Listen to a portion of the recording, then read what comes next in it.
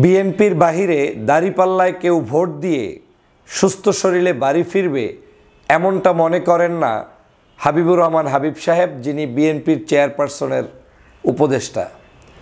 আমার কেন জানি মনে হচ্ছে যে চেয়ারপারসনের উপদেষ্টা পদবীধারী যারা, তাদের সবাইকে এখন কম বেশি ভীমরুতিতে পেয়েছে। আর একজন চেয়ারপারসনের উপদেষ্টা হচ্ছে ফজলুর রহমান।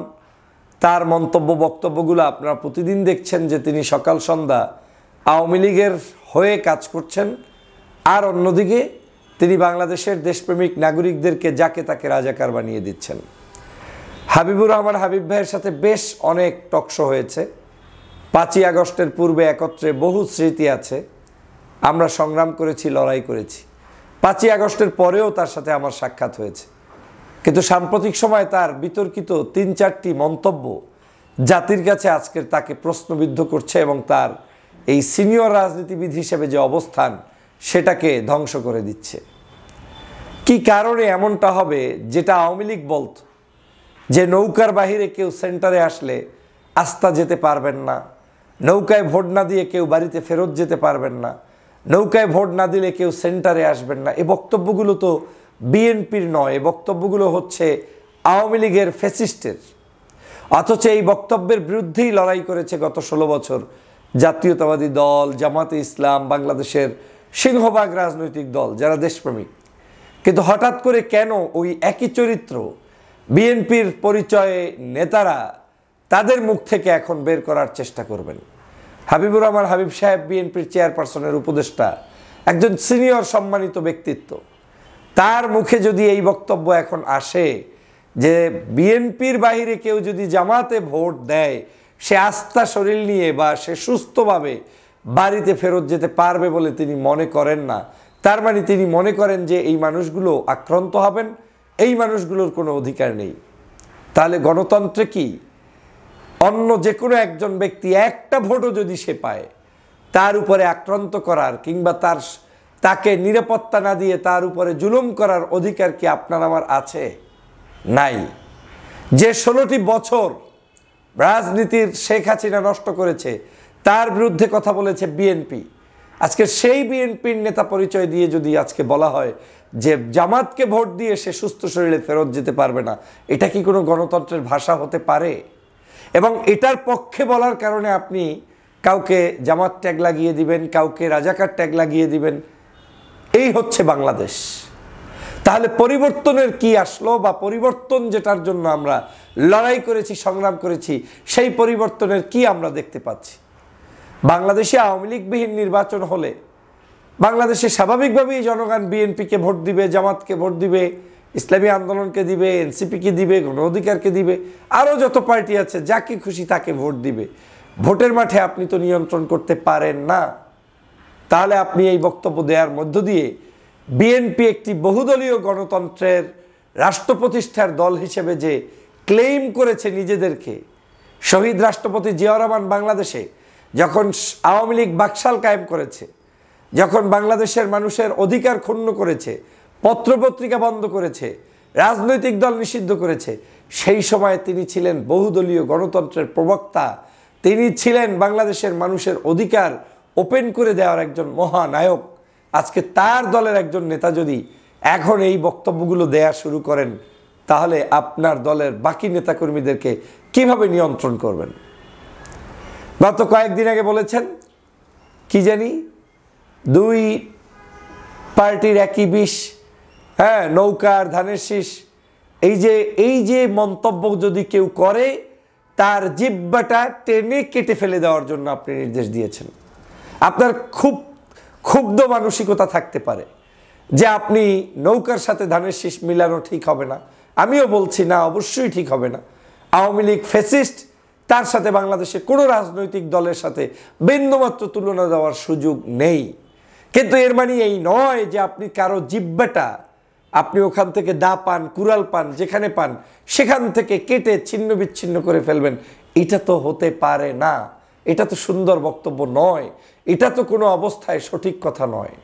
কিন্তু হাবিবুর রহমান সাহেব, আপনি এই মন্তব্য করে জাতির কাছে নিজেকে ছোট করেছেন, প্রশ্নবিদ্ধ হয়েছেন। এর আগেও আরেকটি অসংলগ্ন বক্তব্য এসেছে, যদিও সেই বিষয়টি পরবর্তীতে আপনি সংশোধন করার চেষ্টা করেছেন, ইমাম মুয়াজ্জিন জামাত ইসলামের লোকজন নিয়োগ পেতে পারবে না, এবং সেই নিয়োগ আপনার অঞ্চলে যাতে না হয় এ মন্তব্য করেছিলেন, কারণ আপনি তখন জামাতের সাথে আপনার ক্ষুব্ধ একটি অবস্থান ছিল। যাই হোক, এই 3টি মন্তব্যই আমাকে ব্যথিত করেছে। আপনি একজন সিনিয়র রাজনীতিবিদ, আপনাদের কাছ থেকে বাংলাদেশের তরুণ প্রজন্ম, বর্তমান প্রজন্ম শিখবে, কিন্তু আজকে আপনারা বলছেন এই ধরনের বক্তব্য দিয়ে বাংলাদেশের মানুষের কাছে কিভাবে গণতন্ত্রের দাওয়াত পৌঁছাবেন, কিভাবে মানুষের ভোটাধিকার পৌঁছাবেন, কিভাবে মানুষের ন্যায্য অধিকারকে প্রতিষ্ঠিত করবেন। তার মানে হচ্ছে এই বাংলাদেশে যদি আপনার ভাষ্য অনুযায়ী জাতীয় সংসদ নির্বাচনের ক্ষেত্রেই যদি এই অবস্থা তৈরি করেন, যেটা অন্তর্বর্তীকালীন সরকারের নিয়ন্ত্রণে বা তত্ত্বাবধায়ক সরকারের মাধ্যমে হবে, তাহলে আগামী দিনে যদি সরকারের অধীনে যে কোনো নির্বাচন হয়, সেই নির্বাচনগুলোর অবস্থা কি দাঁড়াবে সেটা তো আপনার বক্তব্য থেকে স্পষ্ট।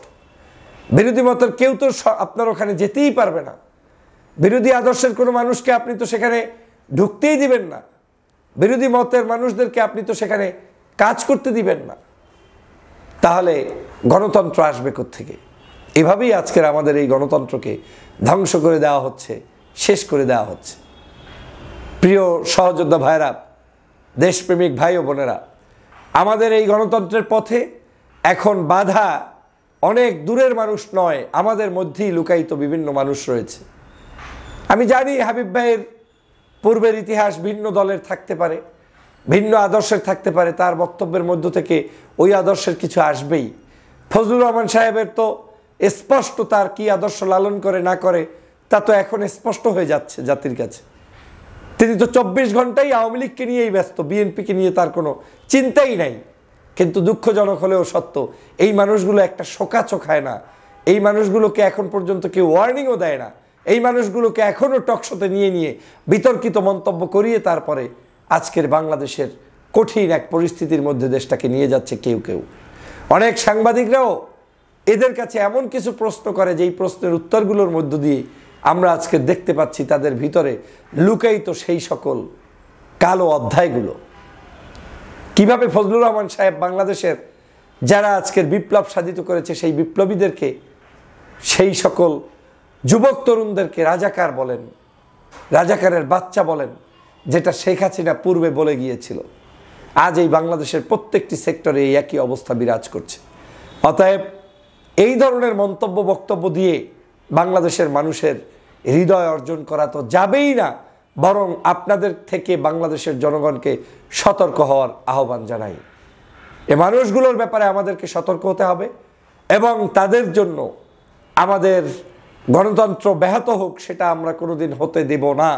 তাদের এই সকল কথাবার্তাগুলোকে সামনে রেখেই আগামী দিনের বাংলাদেশের গণতন্ত্রের পথে যে বাধা, সেই বাধা আমাদেরকে অতিক্রম করতেই হবে, না হয় এই বাংলাদেশ স্বাধীনভাবে থাকবে না। জুলাই এই 5ই আগস্ট সংগঠিত হয়েছে আপনাদের ওই সকল বক্তব্যের জন্য নয় যে সেন্টারে গিয়ে সে ফেরত আসতে পারবে না, সুস্থ থাকতে পারবে না, এই মন্তব্য করার মধ্য দিয়ে বাংলাদেশের মানুষের হৃদয় রক্তক্ষরণ করেছেন আমি বিশ্বাস করি। আর সে কারণেই বলছি, বাংলাদেশের পেশি শক্তি বন্ধ না করলে, এই পেশি শক্তির প্রভাব, সন্ত্রাস, চাঁদাবাজ, নৈরাজ্যবাজদের প্রভাব যদি আপনি কমাতে না পারেন, তাহলে কিসের বিপ্লব হয়েছে, কিসের গণতন্ত্র প্রত্যাশা করি? যে দেশে আমি আমার মতো করে একটা ভোট দিয়ে সুস্থ শরীরে ফেরত আসবো না বলে মন্তব্য করেন সিনিয়র নেতারা, সে দেশে আপনি কিসের গণতন্ত্র পাবেন বলেন? কার গণতন্ত্র, কার জন্য লড়াই? বিএনপি বাংলাদেশে একটি বৃহত্তর রাজনৈতিক দল, তিনি মাঠে থাকবেন, লড়াই হবে, যুদ্ধ হবে। এই যুদ্ধে তাকে জয়যুক্ত করার মতো, হওয়ার মতো এবিলিটি তার নিজেকে সক্ষমতা অর্জন করতে হবে। তাই বলে যারা ভালো করতে পারে ভেবে তাদেরকে সেন্টার থেকে বয়কট করতে হবে, জামাতে মানুষ যোগ দিতে পারে ভেবে তাদের উপরে আক্রমণের মানসিকতা পোষণ করতে হবে, এটা তো সুন্দর কাজ না হাবিবুর রহমান হাবিব ভাই।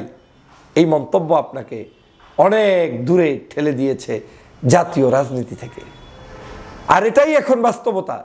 দল চাটতে চাটতে এমন পরিস্থিতি আমাদেরকে করতে হচ্ছে যে এখন আমাদেরকে আর ডান বাম দেখার সুযোগ নেই, এই সকল অপকর্মের সাথে আমাদেরকে লিপ্ত থাকতে হচ্ছে।